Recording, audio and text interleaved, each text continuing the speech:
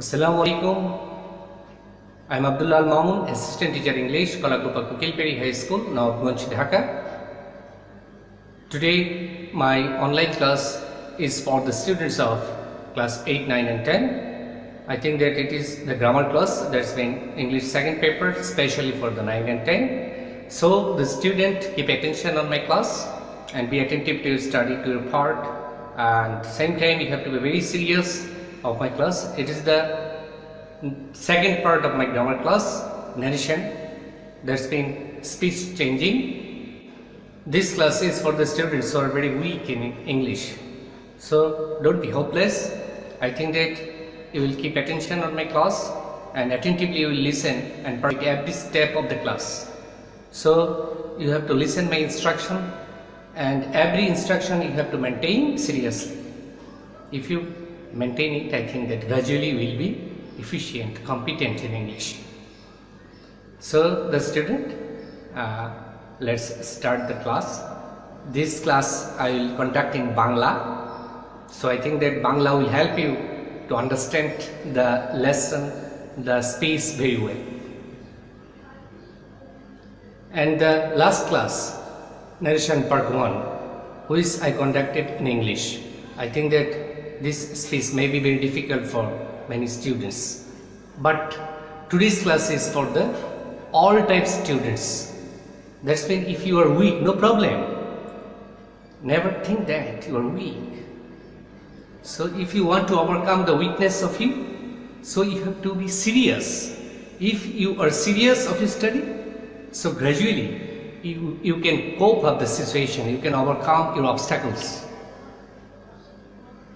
And very soon you will take a good preparation and you will take proficiency in English also. If you want to proficient, competent in English, so don't delay. Perform everywhere in English. Okay? This COVID situation is going on, so you have no chance to go out, so you have to stay home. So what's your duty? Think about. Study, study and study. Study is the only duty of you. So student, so don't spoil your time anyhow. Every moment you have to engage yourself in English. So be serious. I have said much more words. Okay, every word is only for your motivation. I think that you should be very serious. Okay? গত ক্লাসটা অনেকের জন্য কঠিন হয়ে গিয়েছিল কারণ ওটা ইংরেজিতে ছিল, আজকের ক্লাসটা বাংলায়। সো স্টুডেন্ট, দূরে চলে যেও না, আমার সাথেই থাকো, মনোযোগ হারিও না, অনুপ্রেরণা হারিও না। আর আমার বিশ্বাস আমি ন্যারেশন বোঝাতে সক্ষম হবই। আর তোমারও কনফিডেন্স রাখতে হবে স্যারের প্রত্যেকটি কথা আমি শুনবই। তাহলে আর কথা নয়, দেরি নয়, এনার্জি আসছে তো? ঠিক। তাহলে শুরুতেই বন্ধুরা আমরা ন্যারেশনের পার্ট 2 করছি, বিষয়টা বুঝতে হবে। আর যারা পার্ট 1 এখনো দেখোনি, ভিডিও ডেসক্রিপশানে দেওয়া থাকবে, তোমরা ওইখান থেকে পার্ট 1টা ভিজিট করে এসে পরের ক্লাসটা দেখো, অথবা এই ক্লাসটা করেও তোমরা পার্ট 1-এ যেতে পারো, অসুবিধা নেই। ওইখানে আমরা বলেছিলাম যে 3টি সেন্টেন্স নিয়ে আলোচনা করব, কিন্তু সময় ছিল না। 40 মিনিটের মধ্যে আমাকে অ্যাসার্টিভ স্পিচ করতে করতে চলে যায়, টাইম ওভার হয়ে যায়, তাই আমাকে ফিরে যেতে হয়েছিল। আজকেও আমরা অ্যাসার্টিভ, ইম্পারেটিভ এবং ইন্টারগেটিভ 3টার অ্যাকশন নিয়ে কাজ করবো। আজকে বোর্ড প্রেজেন্টেশন, আশা করি আজকে সক্ষম হব। ওকে, আর কথা নয়, আর দেরি নয়, অনেক কথা বলে ফেলেছি। সো স্টুডেন্ট, বিরক্ত হওয়ার কারণ নেই, স্যাররা কথা বলেই থাকে, স্যারদের প্রত্যেকটি কথা শোনাই হলো ছাত্রছাত্রীদের কাজ। ওকে, সো চলো দেখি কি হয়, বোর্ডে চলো। ন্যারেশন মানে হলো উক্তি, উক্তি মানে কথা, কথা বলতে বোঝায় মুখের বচন, কথা বা ভাষা, language of the mouth, speech of the mouth. Speech অর্থ কথা, বুঝতে পেরেছ? স্পিচ মানে কথা, মূলত ন্যারেশনেরই অপর নাম স্পিচ। আমরা মূলত এটাকে স্পিচ চেঞ্জিংও বলে থাকি। আমাকে ন্যারেশন বুঝতে হলে বুঝতে হবে স্পিকার কি। স্পিকার, তোমরা হয়তো স্পিকার হিসাবে অনেকেই জানো সাউন্ড বক্স, ঠিক না? রাইট, তুমি ঠিকই জানো সাউন্ড বক্স কথা বলে, এটা একটা যন্ত্র। তাহলে এটাকে স্পিকার বলেই জানো, এরকমগুলো আকৃতির থাকে, কথা হয়, একটা যন্ত্র স্পিকার। ইউ আর রাইট, তোমার চিন্তা ভাবনা। আমরা এখানে স্পিকার বলতে বোঝাবো যেমন আমি স্পিকার, কারণ আমি কথা বলতেছি। স্পিকার মানে বক্তা। স্পিকার মানে কি? বক্তা, যে কথা বলে সেই হলো বক্তা। তাছাড়া তোমরা বক্তা হিসাবে জানো বিভিন্ন ইসলামিক ধর্মীয় সভায় বক্তারা আসেন, স্টেজে বসে বক্তব্য দেন, আর সামনে বিরাট একটা অডিয়েন্স থাকে। কি থাকে? অডিয়েন্স মানে লিসেনার, শ্রোতা। খেয়াল করে শোনো, লিসেনার মানে শ্রোতা। যেমন আমার কথাগুলো তুমি শুনতেছো, তাহলে তুমি হলে লিসেনার, আর আমি বলতেছি আমি হলাম স্পিকার। এই যে বিষয়টা, আশা করি তোমাদেরকে এখানে খুব সিরিয়াস হতে হবে, স্পিকার লিসেনার বুঝতে হবে। হ্যাঁ, যে আমি কথা বলতেছি সেটা হলো আমার কথা, এটাকে বলা হয় speech of the speaker, sentence of the speaker. Okay, আমার মুখের কথাগুলোই হলো স্পিচ। লিসেনার মানে হলো শ্রোতা, তুমি হইলে শ্রোতা, কারণ তুমি শুনতেছো। শ্রোতাকে আরেকটা এই ভাষায় বলা যায়, আরেকটা শব্দ প্রয়োগ করা যেতে পারে, তার নাম অডিয়েন্স। অডিয়েন্স অর্থ শ্রোতা। তাহলে স্পিকার এবং লিসেনার এই দুটো শব্দের সাথে পরিচয় থাকতে হবে। লিসেনার মানে শ্রোতা, শ্রোতা, তুমি হইলে লিসেনার। তাহলে ন্যারেশনের স্পিচ বা বক্তব্য উপস্থাপনের ক্ষেত্রে এই বিষয়টা খুব সিরিয়াসলি মনে রাখতে হবে। প্রত্যেকটা স্পিচে একজন স্পিকার থাকে, প্রত্যেকটা স্পিচ। স্পিচ নাইলে আসবে কোত্থেকে? কারো না কারো মুখ দিয়ে বের হবে। তাহলে ওই স্পিচগুলোকে যিনি বলে থাকেন তিনি হলেন স্পিকার, যিনি উপস্থাপন করেন তিনিও হলেন স্পিকার, বক্তা। আর যাকে উদ্দেশ্য করে বলছে সে হলো লিসেনার বা শ্রোতা। এই মুহূর্তে আমি স্পিকার আর তোমরা কি? লিসেনার বা অডিয়েন্স। আশা করি লিসেনার এবং স্পিকার বোঝা হয়েছে। এবার আমাদের খুব গুরুত্ব সহকারে পরবর্তী অংশটা জানতে হবে। বক্তার উক্তি কি? প্রত্যক্ষ অথবা পরোক্ষ শব্দ দুটো বলেছি, একটি প্রত্যক্ষ বলেছি আর একটি পরোক্ষ বলেছি। বক্তার উক্তিকে মানে কথাকে প্রত্যক্ষ অথবা পরোক্ষ এই দুইভাবে বর্ণনা করা যায়। তাহলে চলো আমরা দেখি প্রত্যক্ষ এবং পরোক্ষ এই জিনিসটা কি। তাহলে বোর্ডটা আমরা একটু রেডি করে নিই, তারপর দেখাচ্ছি। প্রিয় শিক্ষার্থীবৃন্দ, আশা করি তোমরা মনোযোগ দিয়ে ক্লাসটা দেখছো। এবার আমি তোমাদেরকে যে অংশ নিতে চাচ্ছি সেটা হলো ন্যারেশনের প্রকারভেদ, কাইন্ডস অফ ন্যারেশন। ন্যারেশন প্রধানত দুই প্রকার বলেছি, একটা হলো ডিরেক্ট আর একটা ইনডিরেক্ট, প্রত্যক্ষ অথবা পরোক্ষ। উক্তিকে দুই ভাগে ভাগ করা যায়, একটা প্রত্যক্ষ উক্তি আর একটা পরোক্ষ উক্তি। প্রত্যক্ষ, ডিরেক্ট মানে হলো প্রত্যক্ষ, প্রত্যক্ষ মানে সরাসরি। ডিরেক্ট শব্দের অর্থ কি? সরাসরি। সরাসরি কেন নাম রাখা হয়েছে? সরাসরি এই জন্যই বক্তার বক্তব্য হুবহু প্রকাশিত, মুখ দিয়ে যে কথা বলা হয় এই মুখের ভাষাটা কোনো পরিবর্তন নেই, মুখের কথাটা হুবহু বিধৃত হওয়ার নাম বা প্রকাশিত হওয়ার নাম হলো ডিরেক্ট।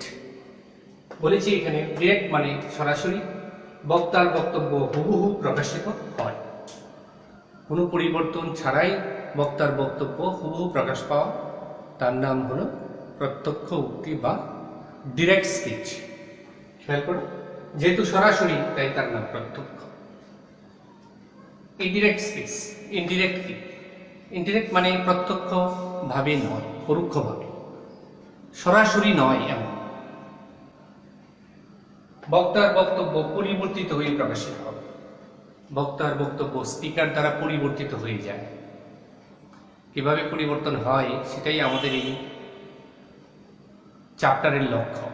আমরা এই অধ্যায়ে এটাই শিখব কিভাবে পরিবর্তন হয়।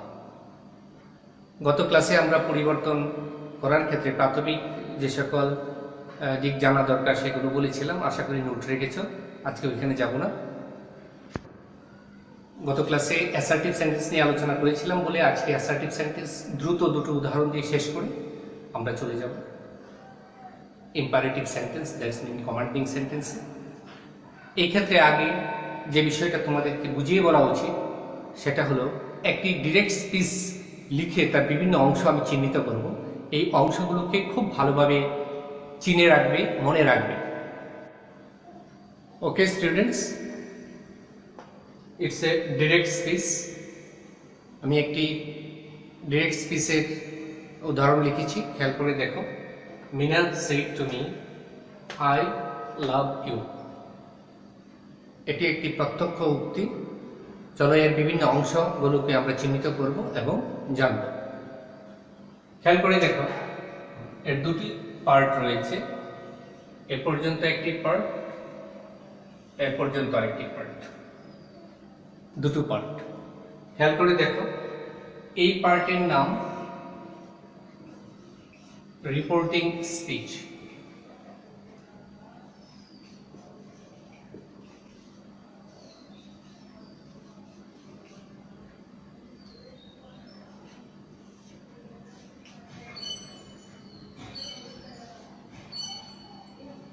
এই অংশের নাম রিপোর্টেড স্পিচ।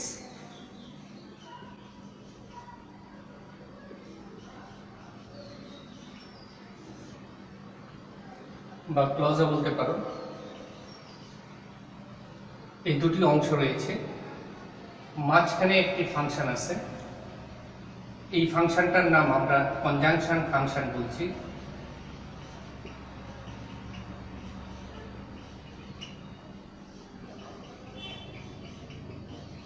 Conjunction function. খেয়াল করো শিক্ষার্থী বন্ধুরা, আশা করছি তোমরা এটা নোট রাখবে খাতায়। এই বিষয়টা এইভাবে লিখবে এবং এই অংশটা নোট রাখতে হবে। এটার দুটো পার্ট। এই অংশটাকে আমরা বলছি রিপোর্টিং স্পিচ বা ক্লজ বলা হয়ে থাকে। আর এখান থেকে দেখো আই লাভ ইউ, এটুকু ইনভার্টেড কমার ভিতরে আবদ্ধ আছে। ইনভার্টেড কমা মানে উক্তি চিহ্ন। আমরা কারো কথা যদি অন্য কেউ বর্ণনা করি বা কথাটা হুবহু রাখি, তাহলে এক্ষেত্রে ইনভার্টেড কমা দিয়ে, ডবল ইনভার্টেড কমা দিয়ে কি আবদ্ধ করে রাখতে হয়। বাংলায় একে বলে উক্তি চিহ্ন, ইংরেজিতে বলে ইনভার্টেড কমা। ক্লিয়ার? আমরা এখানে ইনভার্টেড কমা শুরু করেছি আর এখানে শেষ করেছি। মাঝখানে যে অংশটা আছে এই অংশটার নাম স্পিচ। মাঝখানে অংশটার নাম স্পিচ মানে উক্তি। ওকে, বিভিন্ন অংশগুলো আমরা এখন শিখি। এখানে মিনা এই শব্দটা হলো স্পিকার। স্পিকার এগুলো চিনতে হবে। স্পিকার মানে বক্তা। এখানে মি শব্দটা হলো লিসেনার বা অডিয়েন্স, শ্রোতা। আর খেয়াল করে দেখো, এটার নাম হলো রিপোর্টেড স্পিচ। এইখানে এই শব্দটা মোস্ট ইম্পর্টেন্ট। এই অংশটায় এটার নাম হলো রিপোর্টিং ভার্ব। Reporting verb. আমি আরেকটু পরিষ্কার করে লিখছি, এগুলো মুছে দিয়ে আমি আরেকটু পরিষ্কার করে লিখছি যাতে তোমার বুঝতে সুবিধা হয়। একটু হিবিজিবি হয়ে গিয়েছে। শিক্ষার্থী বন্ধুরা, আমি আরেকটু পরিষ্কার করার জন্য আবার মূল বিষয়গুলো লিখছি। খেয়াল করো,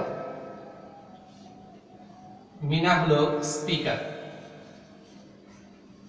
স্পিকার মানে বক্তা। সেই শব্দটা হলো reporting verb. Reporting verb. Me শব্দটা হলো লিসেনার বা শ্রোতা, তাকে অডিয়েন্সও বলে। এখানে খুব ভালো করে বুঝতে হবে, আমরা বলেছিলাম এটা হলো রিপোর্টিং ক্লজ বা রিপোর্টিং স্পিচ অংশ।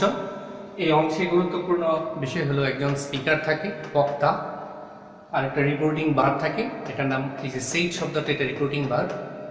আর এখানে একজন লিসেনার থাকে, শ্রোতা, তাকে অডিয়েন্সও বলা হয়, আমরা সেটা বলেছি, এগুলো জানতে হবে। আর এই রিপোর্টিং ভার্বটাকে চিনে রাখো, সেই এটা নিয়ে অনেক কথা হবে, আমরা গত ক্লাসে ওইগুলো বলেছি, ঠিক আছে? আজকে আরো বলবো। এই যে এখানে দেখতেছো কমা, ইনভার্টেড কমা, এই পার্টটাও পরিবর্তনের একটা গুরুত্বপূর্ণ অংশ। কমা ইনভার্টেড কমা উঠে কি বসে সেটা জানতে হবে। আমি এই অংশে এখনই আলোচনা করে দিব, এটা কি কি বসে, সেন্টেন্স একটা বক্স তৈরি করে তোমাদেরকে দেখাচ্ছি, আর এটা নোট রাখবে। এরপরে এইখানে দেখো, আমরা এই আইকে বলছি সাবজেক্ট, এটা ভার্ব, এটা হলো একটা অবজেক্ট। তাহলে সাবজেক্ট, ভার্ব, অবজেক্ট, স্পিচে এগুলো থাকে। তোমরা জানো একটি বাক্যের সার্থক বাক্য গঠনে একটি সাবজেক্ট প্রয়োজন, একটি ভার্ব প্রয়োজন, একটি অবজেক্ট প্রয়োজন। অবজেক্ট অপশনাল থাকতেও পারে, সেখানে অবজেক্ট না থেকে এক্সটেনশন থাকতে পারে, বিভিন্ন ফ্রেজাল ক্লজ থাকতে পারে, ফ্রেজাল ওয়ার্ডস থাকতে পারে, এক্সটেনশন বলে থাকি, সেগুলো থাকবে। তবে সাবজেক্ট এবং ভার্ব এটা খুব গুরুত্বপূর্ণ বিষয়। এটা দেখে তোমাকে টেন্স চিনতে হয়, টেন্স চিনে টেন্সকে পরিবর্তন করে লিখতে হবে। আশা করি এগুলো বুঝবে। এখানে আরেকটা বিষয় খেয়াল রাখতে বলবো, I first person, you second person. তাহলে স্পিচের ভিতরে আই এবং ইউ এই দুটো খুব গুরুত্ব বহন করে। আই এবং ইউকে কিভাবে পরিবর্তন করতে হয় আমি এটা মুছে আবার দেখাচ্ছি। তাহলে শিক্ষার্থী বন্ধুরা এখানে খেয়াল রাখো, দেখো মিনা হলো স্পিকার, মিনা কি স্পিকার, এখানে মি হলো লিসেনার।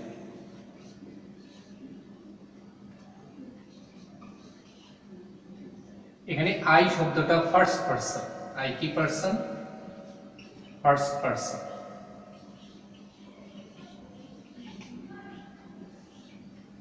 ফার্স্ট পারসন আর কি কি আছে, I, me, my, we, we শব্দটাও হয়, আমি উইকে এখানে আনছি না। এই তিনটি শব্দ মাই, মি এবং আই, এই তিনটি আয়ের বিভিন্ন রূপ। এটা সাবজেক্টিভ, এটা অবজেক্টিভ, আর এটা পসেসিভ, এই তিনটা রূপ। বুঝতে পেরেছ? এগুলো যদি থাকে বাক্যের এই স্পিচের ভিতরে কোথাও যদি এই ফার্স্ট পারসন পাওয়া যায়, এই ফার্স্ট পারসন পরিবর্তন হবে স্পিকার দ্বারা, ফার্স্ট পারসন পরিবর্তন হবে স্পিকার দ্বারা। খেয়াল করো, যত ফার্স্ট পারসন সবগুলো পরিবর্তন হয় এই স্পিকার দ্বারা, অর্থাৎ এখানকার আই পরিবর্তন হবে এই মিনা স্পিকার দ্বারা। বিষয়টা ক্লিয়ার? পরবর্তীতে দেখো এখানে আছে ইউ, এটা কি সেকেন্ড পারসন, সেকেন্ড পারসন। এটার দুটো রূপে, ইউ, তার অবজেক্ট রূপ ইউ এবং তার পসেসিভ রূপ হলো ইউ। তাহলে এর তিনটি ফর্ম রয়েছে, সাবজেক্টিভ রূপ ইউ, অবজেক্টিভ রূপ ইউ এবং পসেসিভ রূপ এটাও ইউ। যত ইউ পাওয়া যাবে এই স্পিচের ভিতরে, যত ইউ আছে সব ইউ পরিবর্তন হবে এই লিসেনার। খেয়াল করো, সব ইউ পরিবর্তন হবে এই লিসেনার দ্বারা, দ্যাটস মিন মি দ্বারা। এই বাক্যে লিসেনার হলো মি, তাহলে ইউ পরিবর্তন হবে মি দ্বারা। এই যে আমরা একটি ডায়াগ্রাম অঙ্কন করে দেখালাম, এই ডায়াগ্রামটা তুমিও অঙ্কন করে রাখো যাতে তুমি পরবর্তীতে দেখে মনে করতে পারো। এই ডায়াগ্রামটা মনে রাখো। এবার আসো এই বক্তব্যটাকে যদি আমরা ইনডাইরেক্ট করি তাহলে কিরকম হয়। আমাদের উদ্দেশ্যই হলো ডিরেক্টকে ইনডিরেক্ট করা। তাহলে মিনা স্পিকার অপরিবর্তিত থাকবে, সেড টু, এই রিপোর্টিং ভার্বটা পরিবর্তন হবে এই স্পিচের বাক্যের ধরন অনুসারে। যেহেতু এই বক্তব্যটা অ্যাসার্টিভ, সাবজেক্ট দ্বারা শুরু, অ্যাসার্টিভ বক্তব্যের ক্ষেত্রে সেড টুর পরিবর্তে যদি শ্রোতা থাকে, লিসেনার উল্লেখ থাকে, তাহলে টোল্ড লিখতে হবে। কি টোল্ড? তাহলে প্রশ্ন হলো টোল্ড কোথায় পেলাম, তাই না? আবার বলছি, এই স্পিচটা যখন অ্যাসার্টিভ হয়, অ্যাসার্টিভ সেন্টেন্স মানে বর্ণনামূলক বাক্য, বুঝতে পেরেছ? The sentence which describes something, narrative in style. The sentence which asserts something is called assertive sentence. It may be two types, affirmative or negative. I eat rice, assertive. I don't eat rice, it's also assertive. But I eat rice, affirmative. I don't eat rice, negative. Easy? তাহলে subject দিয়ে শুরু হবে। চেনার উপায় হলো subject দিয়ে বক্তব্য শুরু হবে, আর কোনো সেন্টেন্স সাবজেক্ট দিয়ে শুরু হবে। শুধু অ্যাসার্টিভ সেন্টেন্স সাবজেক্ট দিয়ে শুরু হবে। সাবজেক্ট দিয়ে যখন বাক্য শুরু হবে তখন তাকে আমরা বলবো অ্যাসার্টিভ সেন্টেন্স। সাবজেক্টকে এই কাজটা যে করে, সাবজেক্ট ছিল তো, সাবজেক্ট হলো কাজটা যে করে সেই হলো সাবজেক্ট। ওকে, তাহলে এই বক্তব্যটা অ্যাসার্টিভ। তাই অ্যাসার্টিভ বক্তব্যের ধরন অনুসারে যদি বলেছি শ্রোতা উল্লেখ থাকে, কখনো কখনো লিসেনার বা শ্রোতা উল্লেখ থাকতেও পারে, নাও থাকতে পারে। শ্রোতা যদি উল্লেখ থাকে তাহলে টোল্ড লেখাই উত্তম, তবে সেড টু লিখেও করা যায়। আমরা বলছি যদি শ্রোতা থাকে সেড টু লিখেও করা যায়, আর যারা একটু পরিবর্তন আনতে চাও তারা টোল্ড লিখবে, যেহেতু শ্রোতা উল্লেখ আছে। তাহলে মিনা টোল্ড মি। এবার পরবর্তী কাজ হলো এই কমা ইনভার্টেড কমা উঠিয়ে একটি কনজাংশন বসানো। কমা ইনভার্টেড কমা উঠিয়ে একটি কনজাংশন বসানো। কমা উঠিয়ে কনজাংশন বসানো এটাও নির্ভর করে এই স্পিচের বাক্যের ধরনের উপর। এই স্পিচটা অ্যাসার্টিভ সেন্টেন্স হওয়ার কারণে এই কমা ইনভার্টেড কমা উঠে সেখানে দ্যাট বসবে। তাহলে প্রশ্ন হলো, স্যার দ্যাট পেল কোথায়? এই দ্যাট কোথায় পেলাম? এটা একটা রুলস, নিয়ম। নিয়মটা আবার বলছি, মনে রাখো, মগজে ঢুকিয়ে রাখো। এই বক্তব্যটা যখন অ্যাসার্টিভ সেন্টেন্স হয়, কোন ধরনের সেন্টেন্স? অ্যাসার্টিভ। কিছুক্ষণ আগে বলেছি অ্যাসার্টিভ সেন্টেন্স চেনার উপায় সাবজেক্ট দ্বারা বক্তব্য শুরু। তাহলে এটা অ্যাসার্টিভ। অ্যাসার্টিভ সেন্টেন্সের ক্ষেত্রে বলেছি এই রিপোর্টিং ভার্ব হয় টোল্ড। ঠিক বক্তব্যটা অ্যাসার্টিভ হওয়ার কারণেই এই কমা ইনভার্টেড কমা উঠে বসবে দ্যাট। আর এই দ্যাট শব্দটি একটি কনজাংশন। দ্যাট শব্দটি একটি কনজাংশন। কনজাংশন মানে তো বুঝো, সংযোজক অব্যয়, সংযোজন করাই তার কাজ। সংযোজন বলতে বোঝায় কি? এই দেখো এখানে এই অংশটার নাম বলেছিলাম রিপোর্টিং স্পিচ বা ক্লজ, আর এটার নাম রিপোর্টেড স্পিচ। এই দুটো অংশকে যুক্ত করবে একটি শব্দ, তার নাম কনজাংশন। আর অ্যাসার্টিভের ক্ষেত্রে সেই শব্দটার নাম হলো দ্যাট। আশা করি সুপ্রিয় শিক্ষার্থী বন্ধুরা তোমরা এই বিষয়টা বারবার টেনে রিপ্লে করে দেখবে, ভালোভাবে মস্তিষ্কে প্রবেশ করানোর চেষ্টা করো। তাহলে কনজাংশন মানে সংযোজক অব্যয়, তার কাজ এই অংশ আর এই অংশকে যুক্ত করা। আর অ্যাসার্টিভ স্পিচের ক্ষেত্রে নির্ধারিত হলো দ্যাট।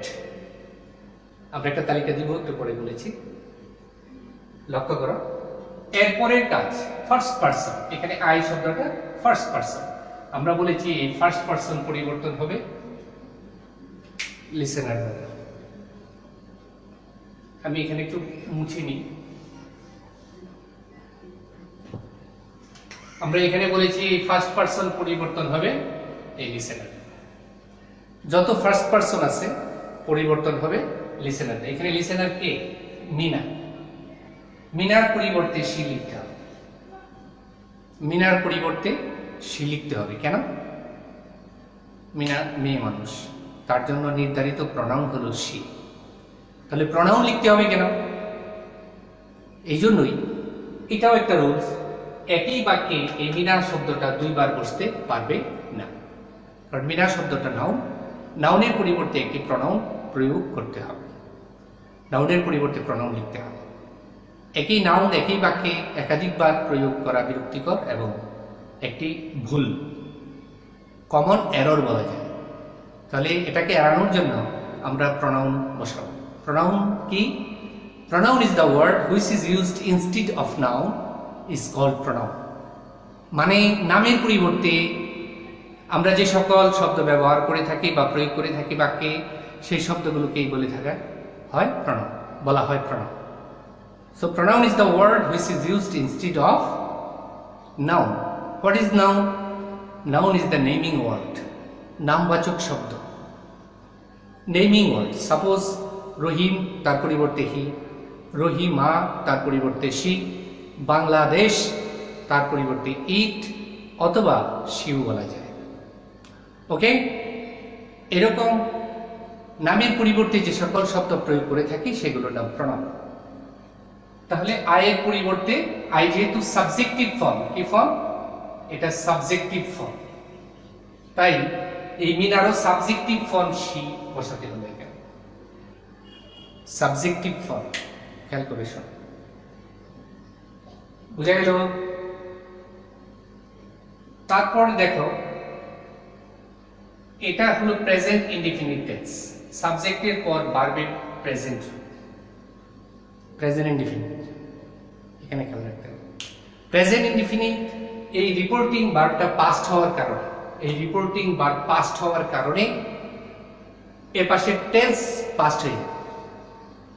জেনারেলি এটুকু মনে রাখতে হবে, এই পাশে টেন্স পাস্ট হয়ে যায়। আর যারা জেএসসি এবং এসএসসি ক্যান্ডিডেট, তোমাদের প্রত্যেকটি রিপোর্টিং ভার্ব পাস্টেই থাকে, কারণ মূলত তোমাদেরকে প্যাসেজ নারেশন করতে হবে। সেখানে রিপোর্টিং ভার্বগুলো এ পর্যন্ত যতগুলো আইটেম আছে সবগুলোতেই পাস্ট ব্যবহার করা হয়েছে, তাই আমি সবগুলো রুলস পাস্ট অনুসারেই করে থাকবো।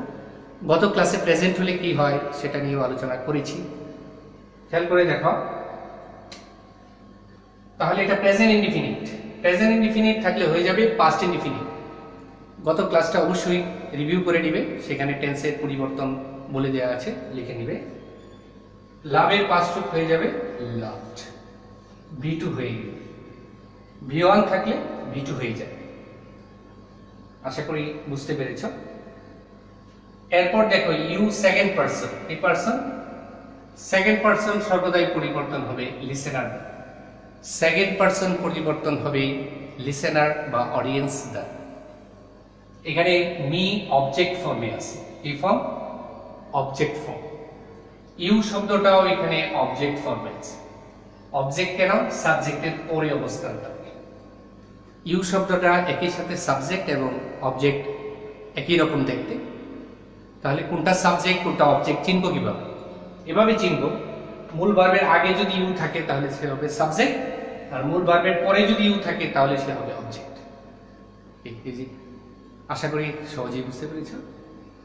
তাহলে মি এর অবজেক্টিভ ফর্মই এখানে বসাতে হবে। মি অবজেক্ট ফর্ম, সুতরাং তার অবজেক্ট ফর্ম তো অবজেক্টিভ, মি হবে।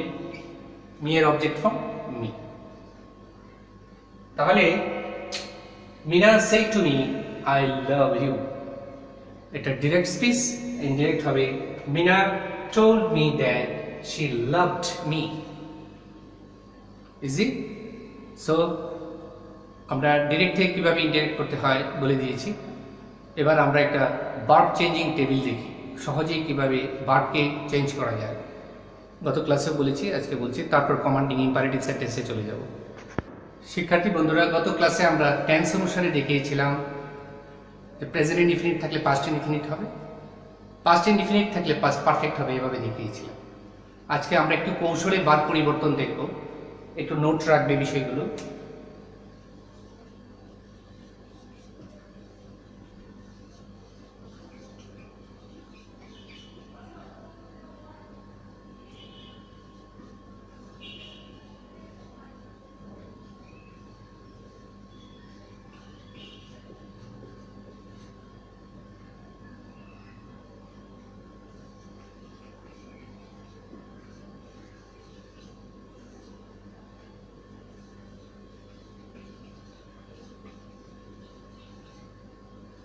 অ্যামিজার থাকলে ওয়াজ ওয়্যার হয়ে যাবে। ওকে শিক্ষার্থী বন্ধুরা, দেখো ডিরেক্ট স্পিচে ভার্বটা যদি ভি1 রূপে থাকে, তার দ্যাটস মিন প্রেজেন্ট ইনডিফিনিট হয়, তাহলে ইনডিরেক্ট করার সময় সেটা পাস্ট ইনডিফিনিট হয়ে যাবে, অর্থাৎ ভি1 থাকলে ভি2 হয়ে যাবে। সহজে বুঝিয়ে বলি, সহজ করে বলছি, ইট থাকলে অ্যাট হয়ে যাবে, গো থাকলে ওয়েন্ট হয়ে যাবে। বোঝা যাচ্ছে? আরো বলবো, যদি ইট তাহলে তার পাস্ট রূপ তোমার জানা আছে অ্যাট, তাহলে ইট অ্যাট হয়ে যায়। I eat, I ate, present indefinite, past indefinite. Okay, এবার দেখো ভি2 থাকলে হ্যাড প্লাস ভি3 হয়ে যাবে।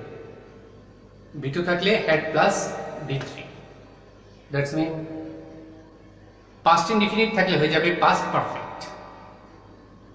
উদাহরণ দিয়ে বলি, আই অ্যাট, এটা পাস্ট ইনডিফিনিট, পরিবর্তন হয়ে পাস্ট পারফেক্ট হয়ে যাবে I had eaten, I had eaten. I অবশ্য স্পিচ এর স্পিকার অনুসারে পরিবর্তন হবে, সেটা অন্য কথা। পাস্ট ইনডিফিনিট হয়ে যাবে পাস্ট পারফেক্ট।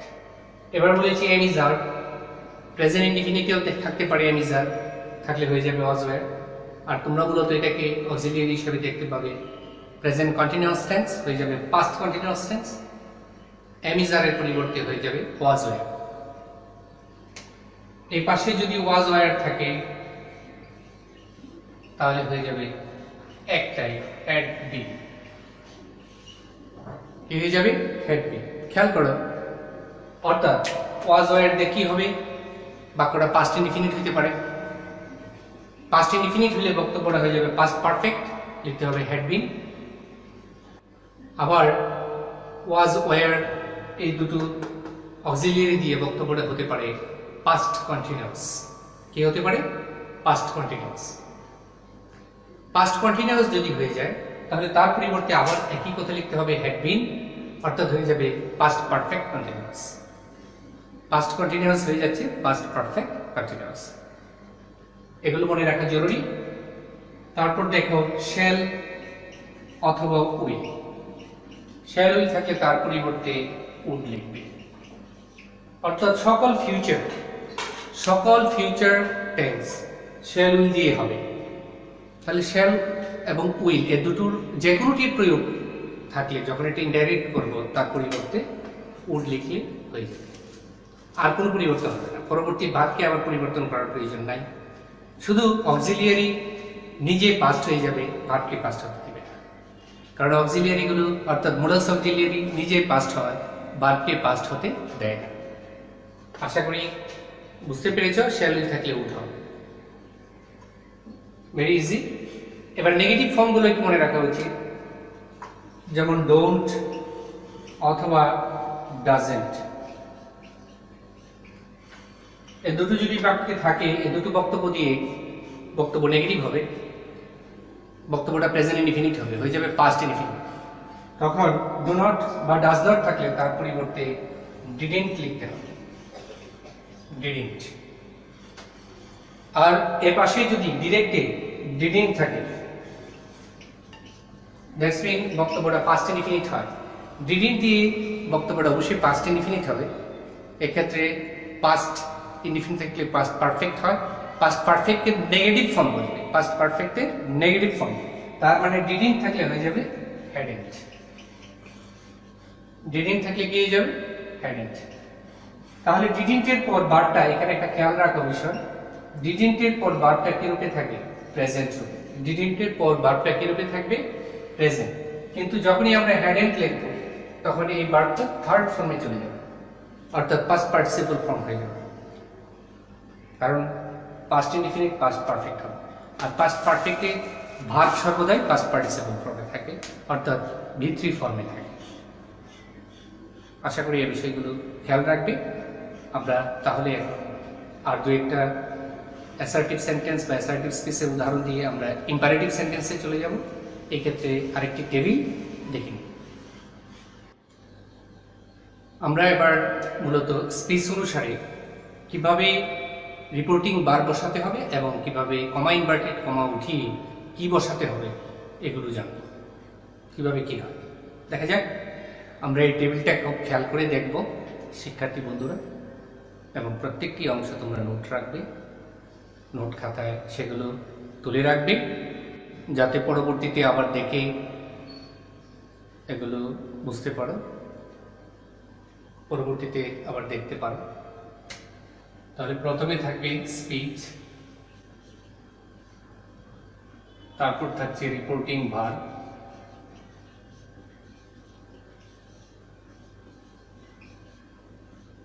তারপর কমা ইনভার্টেড কমা উঠে কি বসবে। এই তিনটা অংশ নিয়ে আমরা আলোচনা করব। আজকে আমরা দেখাবো দুটো সেন্টেন্স, একটার নাম অ্যাসার্টিভ, অ্যাসার্টিভ স্পিচ, তার রিপোর্টিং ভার্ব সেইড অথবা টোল্ড, এই দুটো। এখানে শিক্ষার্থী বন্ধুরা বলে রাখছি, টোল্ড এর পর অবজেক্ট কথাটা উল্লেখ থাকবে বা লিসেনার।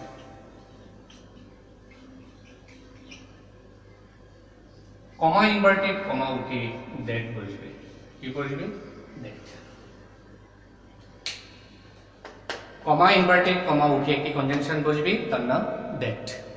বুঝা গেল?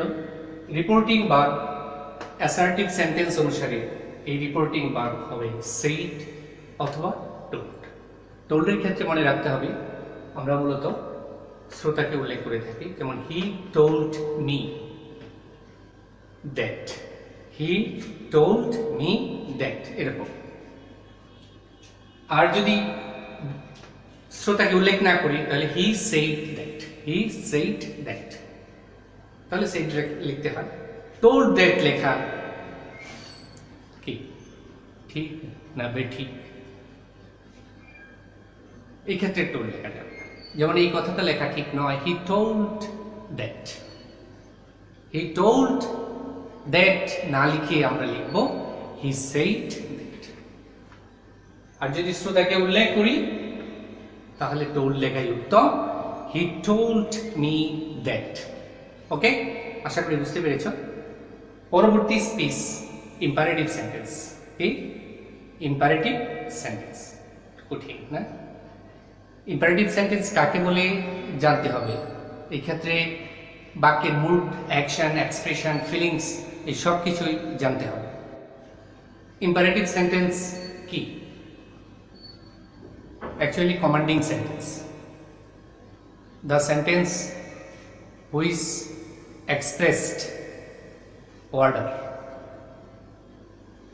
order মানে আদেশ, রিকোয়েস্ট অনুরোধ, শব্দগুলো মনে রাখতে হবে। অর্ডার মানে আদেশ, রিকোয়েস্ট অনুরোধ,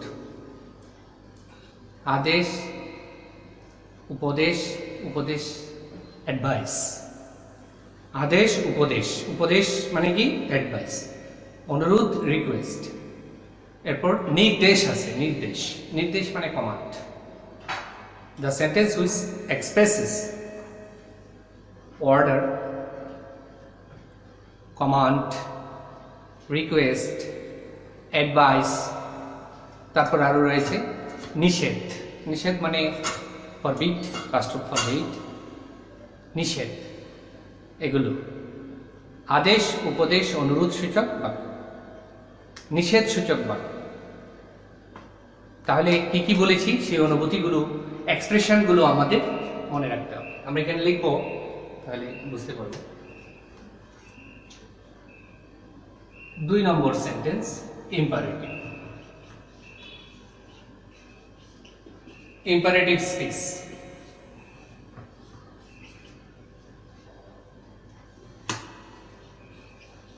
Ordered past root ordering. আদেশ বুঝালে ordered লিখতে হবে।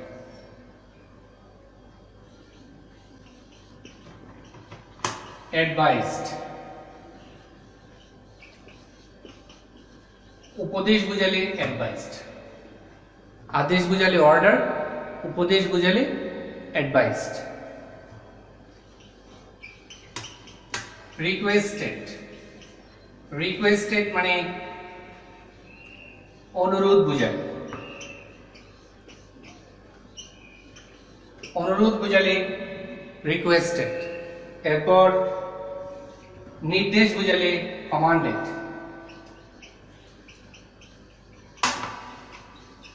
commanded. খেয়াল করো, এই যে এতগুলো বাক্য লিখলাম, আর নিষেধ বুঝাইলে forbid.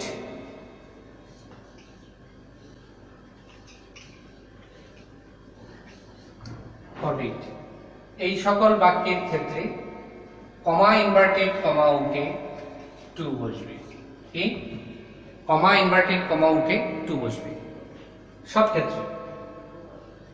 বক্তব্য নেগেটিভ হইলে নট টু বসবে, বক্তব্য নেগেটিভ হইলে নট টু বসবে। আশা করি বুঝতে পেরেছ। বক্তব্য যদি হাবোধক হয় তাহলে টু, নাবোধক হইলে নট টু। এই ক্ষেত্রে আবার ফরবিডের ক্ষেত্রে নট টু বসবে না, শুধু টু বসবে। ফরবিডের ক্ষেত্রে নট টু লেখা যায় না, এই জন্যই ফরবিড শব্দের অর্থ হলো মানা, মা না, না শব্দটা এখানে বিদ্যমান আছে। দ্যাটস মিন এই ফরবিড শব্দটার ভিতরেই কি আছে, না শব্দটা বিদ্যমান আছে। দ্যাটস ওয়াই এখানে নট টু লেখা যাবে না, তার পরিবর্তে শুধু টু লিখতে হবে যদি নিষেধ বোঝায়। ওকে, পরবর্তী অংশে দেখাচ্ছি প্রস্তাব পরামর্শ বোঝালে। প্রস্তাব, প্রস্তাব বোঝালে প্রপোজড। প্রপোজডের ক্ষেত্রে খেয়াল করতে হবে দ্যাট বসবে।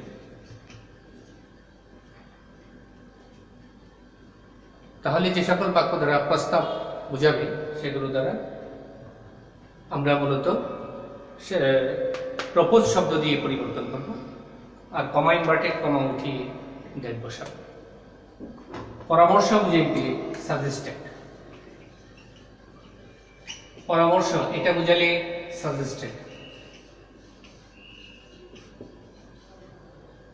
এক্ষেত্রেও দ্যাট। তাহলে শিক্ষার্থী বন্ধুরা, ইম্পারেটিভ সেন্টেন্সে আমরা দেখলাম কমা ইনভার্টেড কমা উঠে টু বসে, আর এই দুটো ক্ষেত্রে দ্যাট বসে। এগুলো নোট করে রাখবে এবং বারবার দেখবে। তাহলে ইম্পারেটিভ সেন্টেন্স এর ক্ষেত্রে দুটো দায়িত্ব, এক রিপোর্টিং ভার্ব কিভাবে চেঞ্জ হবে, কমা ইনভার্টেড কমা উঠে কি বসবে। আশা করি তোমরা নোট রেখেছো এবং পারবে। এখন আমরা উদাহরণে চলে যাব। এক্সাম্পল দিয়ে বিষয়গুলো স্পষ্ট করছি। প্রথমে assertive speech.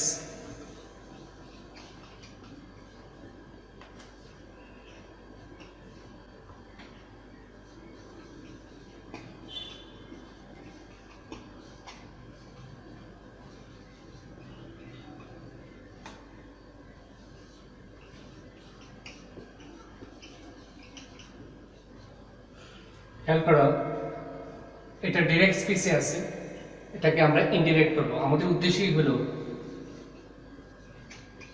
Direct to indirect. ডিরেক্টকে indirect করাই আমাদের উদ্দেশ্য। তাহলে এই বক্তব্যটা অ্যাসার্টিভ সেন্টেন্স। এটা কি? অ্যাসার্টিভ। তাহলে সেইটুর পরিবর্তে কি হবে? ইতিপূর্বে দেখেছ, যেহেতু শ্রোতা আছে তাহলে আমরা টোল্ড দেব। Meena told me. Comma inverted comma উঠে দ্যাট বসবে, কিছুক্ষণ আগে দেখেছ। আই ফার্স্ট পারসন পরিবর্তন হবে মিনা দ্বারা, এ দ্বারা মিনা। মিনার পরিবর্তে লিখব শি। হেড ভি1 রূপে আছে, ভি1 থেকে হয়ে যায় ভি2, তাহলে হেডের পাস্ট রূপ হেডেড। ইউ সেকেন্ড পারসন পরিবর্তন হবে লিসেনার দ্বারা, এটা অবজেক্ট রূপ। মি এর অবজেক্ট রূপ মি। তাহলে হয়ে গেল Mina told me that she hated me। আশা করি বুঝতে পেরেছ। পরবর্তী বাক্য আরেকটা চলে যাচ্ছি, আরেকটা উদাহরণ দিচ্ছি।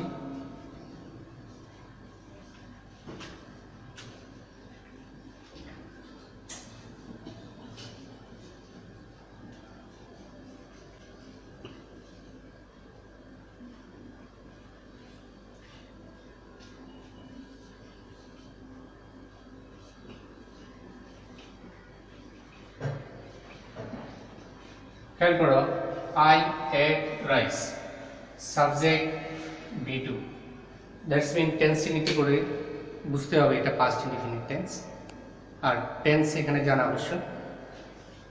তাহলে যেহেতু সাবজেক্ট দিয়ে শুরু, তাহলে এটা অ্যাসার্টিভ সেন্টেন্স। ইনডাইরেক্ট করার সময় লিখতে হবে Rana told Meena, comma inverted comma উঠে বসবে দ্যাট, আই পরিবর্তন হবে রানা দ্বারা, হয়ে যাব হি। এর পাস্ট ইনডিফিনিট থাকলে হয়ে যাবে পাস্ট পারফেক্ট। B2 থাকলে বলেছি হ্যাড প্লাস V3 হয়, তাহলে হয়ে যাব he had ate a PP root eaten rice. তাহলে কি হলো, Rana told Meena that he had eaten rice. Okay, third person থাকলে কোনো পরিবর্তন হবে না। এখানে এটা একটা বলে রাখা দরকার, সাবজেক্ট অথবা অবজেক্ট কোথাও যদি থার্ড পারসন থাকে, আই এবং ইউ বাদে অন্য কিছু থাকে, তাহলে পরিবর্তনের প্রয়োজন নেই। আমরা ইম্পারেটিভ সেন্টেন্সে চলে যাচ্ছি, দেখি ইম্পারেটিভ সেন্টেন্স এক্সাম্পল দিয়ে কি হবে।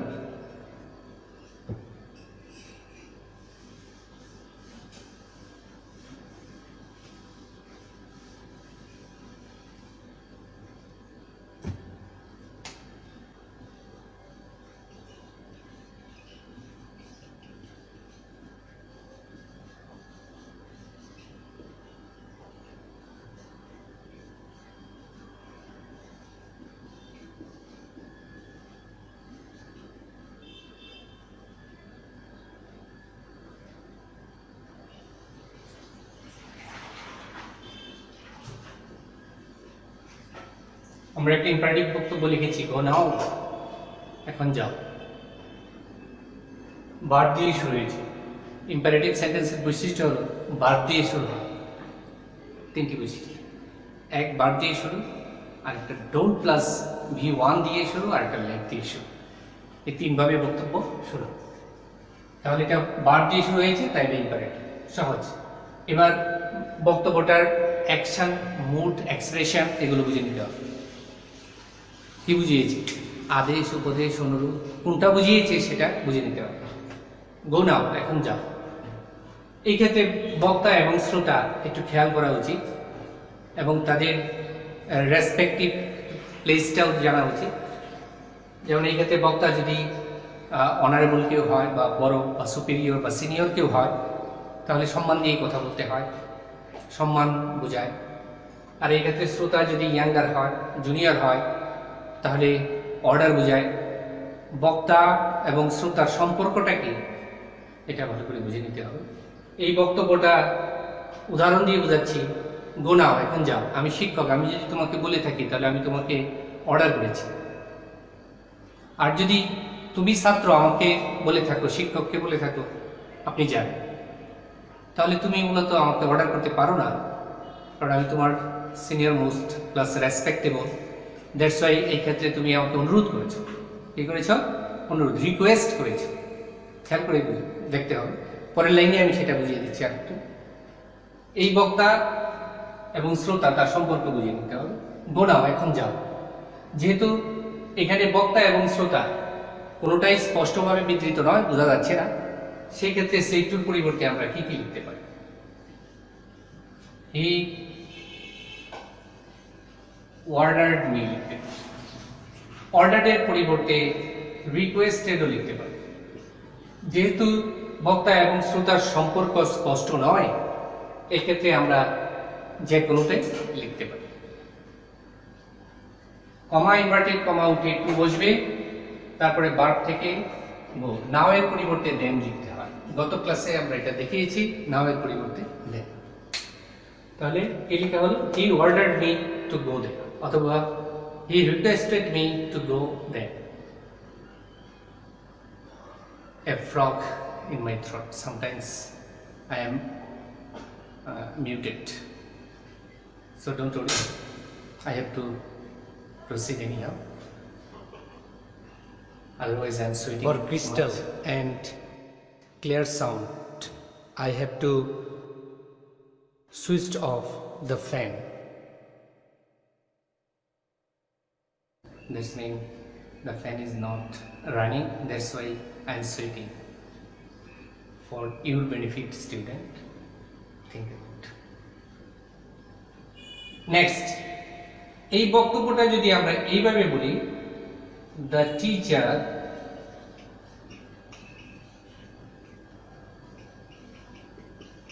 said to me, go now. The teacher, speaker এখানে অনারেবল পারসন, লিসেনার হয়তোবা ধরে নিচ্ছি ছাত্র, যেহেতু শিক্ষক বলছে তাহলে ছাত্র হতে পারে, ছাত্র হওয়ারই কথা। The teacher said to me go now, তাহলে শিক্ষক এই ছাত্রের কাছে রেসপেক্টেবল ওয়ান, দ্যাটস ওয়াই শিক্ষক ছাত্রকে অনুরোধ করবে না আদেশ করবে, এটা খুব বুঝতে হবে। তাহলে এটা আদেশ বোঝায়। এবার সেক্টর পরিবর্তে আমাদের কি লিখতে হবে, অর্ডার্ড। এই সেক্টর পরিবর্তে কি লিখবো, অর্ডার্ড। এই ক্ষেত্রে রিকোয়েস্টেড লেখা বৈধ হবে না, আর কমা ইনভার্টেড কমা উঠে লিখবো টু। ইজি, নাও পরিবর্তন করে দেন লিখবো, এই যেটা পরিবর্তন করে ছোট হাতে লিখবো, শেষ। এবার যদি এখানে দ্য স্টুডেন্ট আগে হয়,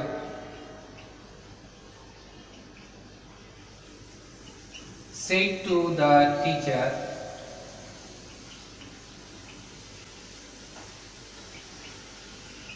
go now. খেয়াল করে দেখো এখানে দ্য স্টুডেন্ট এবং দ্য টিচারের মধ্যে সম্পর্ক কি। তাহলে দ্য স্টুডেন্ট হলো কি, ছাত্র, আর টিচার হলো তার শিক্ষক। এই ক্ষেত্রে ছাত্র শিক্ষককে আদেশ করবে নাকি অনুরোধ করবে বুঝতে হবে, তাই না? তাহলে এটা সেক্টর পরিবর্তে রিকোয়েস্টেড লিখতে হবে। কি লিখতে হবে, রিকোয়েস্টেড। কমা ইনভার্টেড কমা তুলতে হবে, তুলে টু লিখতে হবে, হ্যাঁ, নাও এর পরিবর্তে দেন লিখতে হবে। তাহলে হবে কি, the student requested the teacher to go then. So student, আজকে আবার ক্লাস এখানেই শেষ করতে হচ্ছে। গত ক্লাস পার্ট 1 তোমরা দেখার পর সেখানের যে চেঞ্জিংগুলো আছে সেই লিস্টগুলো তৈরি করবে এবং বারবার দেখতে থাকবে, দেখতে দেখতে এগুলো আপন হয়ে যাবে, আত্মস্থ হবে, মগজে ঢুকবে। আর আজকের ক্লাসটাও তোমরা মনোযোগ দিয়ে বারবার দেখবে, বারবার রিপিট করে শোনার সুযোগ আছে। সুতরাং আজকে অনেক হয়ে গেছে, অনেক লম্বা হয়ে গেছে ক্লাস, অধৈর্য হয়ে গেছে হয়তো। যাই হোক, তারপরেও তোমরা আমার সাথে ছিলে, ক্লাসটা করার চেষ্টা করেছো, তোমাদের অসংখ্য ধন্যবাদ। মনোযোগ দিয়ে ক্লাসটা শুনেছ। সবশেষে তোমাকে কিছু কাজ দিচ্ছি, যেগুলো হোমওয়ার্ক বাড়িতে চেষ্টা করবে এবং কমেন্ট বক্সে সেগুলোর উত্তর লিখবে, আমি দেখব। তোমার অ্যাক্টিভিটি, তোমার কতটুকু ডেভেলপমেন্ট হলো, ইমপ্রুভমেন্ট হলো, সেটা টিচার জানতে চায়। তাহলে কাজগুলো তুমি করবে এবং লিখবে, লিখে রাখো, নোট করে রাখো, ভিডিও পোস্ট করে সেগুলো লিখে নাও। আবার পরবর্তী ক্লাস পার্ট 3 দেখার আমন্ত্রণ জানাচ্ছি। সেই সাথে শেষ করছি এই বলে বাড়িতে থাকো, মনোযোগ দিয়ে পড়াশোনা করো, আমার ক্লাসগুলো নিয়মিত দেখতে থাকো। আমি চেষ্টা করব তোমাদেরকে নারেশন, একদম প্যাসেজ নারেশন পর্যন্ত নিয়ে যাওয়ার জন্য, এবং সহজে যাতে প্যাসেজ নারেশন তোমরা সম্পন্ন করতে পারো। আমরা ইতিমধ্যে দুটো সেন্টেন্স নিয়ে আলোচনা করে ফেলেছি, একটি হলো অ্যাসার্টিভ এবং ইম্পারেটিভ সেন্টেন্স। আর অন্যান্য বাক্যগুলো নিয়ে আমরা ক্রমান্বয়ে আলোচনা করতে থাকব। তোমার নিয়মিত অধ্যয়ন এই নারেশনকে তোমার কাছে সহজ করে তুলবে। যদি দূরে থাকো তাহলে আরও কঠিন হইতে থাকবে, মানে এটা তুমি আর পারবে না, এক সময় এটার আশা ছেড়েই দিবে এই 5 নম্বর বার। কিন্তু ন্যারেশন খুবই গুরুত্বপূর্ণ, শিখতে হবে, তাহলে তুমি গ্রামার বা ব্যাকরণের অনেক কিছু শিখে যাবে, খুঁটিনাটি জানবে, ইংরেজি ল্যাঙ্গুয়েজকে ভালোভাবে শিখতে পারবে, সেই সাথে রাইট ফর্ম অফ ভার্ব, ভার্বের প্রয়োগ, এগুলোও তোমার মধ্যে আয়ত্ত হবে। সো আর কথা না বাড়িয়ে এখানে শেষ করছি। সবাই সুস্থ থাকো, ভালো থাকো, নিরাপদে থাকো, মন দিয়ে পড়াশোনা করো, শিক্ষক হিসাবে এটাই কাম্য। এই বলে আজকে আমার বক্তব্য শেষ করছি। আল্লাহ হাফেজ।